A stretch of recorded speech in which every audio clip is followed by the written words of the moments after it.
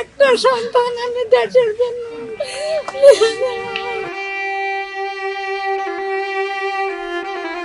আম্মু তুমি কিভাবে বুঝলাম? আমি কইছি আমার পেটও ভাত যায় না, তুই ভাত খাইছ আমার পেটে যায় না, তাই আমি অনেক আদর করে আমার একটা সন্তান আমি ছোট থেকে মানুষ করছি। আমার কোনো আর সন্তান নাই, স্বামী নেই, কিছু নাই। আমি 1 বছর ভালো হয়ে গেছে বিয়ে করে।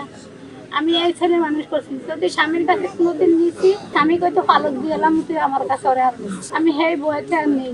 আমি ওই সন্তান নিয়ে কষ্ট করিয়া মানুষ করিয়া মানুষের মতন মানুষ বলছি। মিরপুর 11 নম্বর গেলে মাইসে করবে যে না একটা ছেলেই বানাইছি। আমার ছেলে এত মিশুক ছিল, এত ছিল।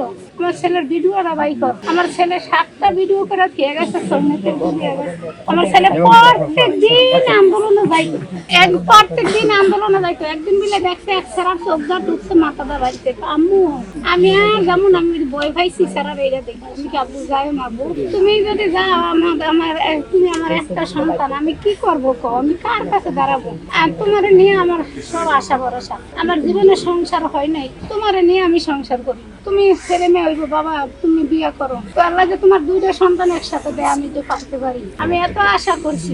আমার ছেলে কয় আম্মু তুমি যে আশা করো, আশা করবো। আমি তো যদি আল্লাহ ফলাই করবো না কেন? আমি কি করছি? আমি তো ছোট কালের থেকে তুমি কষ্ট করে পালছি। তুমি বিয়ে করো, বিয়ে করো। তো আম্মু এত তাড়াতাড়ি বিয়ে করবো। আমার মার আদর্শ ছেলে আমি হইতে চাই, আমার মার আদর্শ সন্তান হইতে চাই।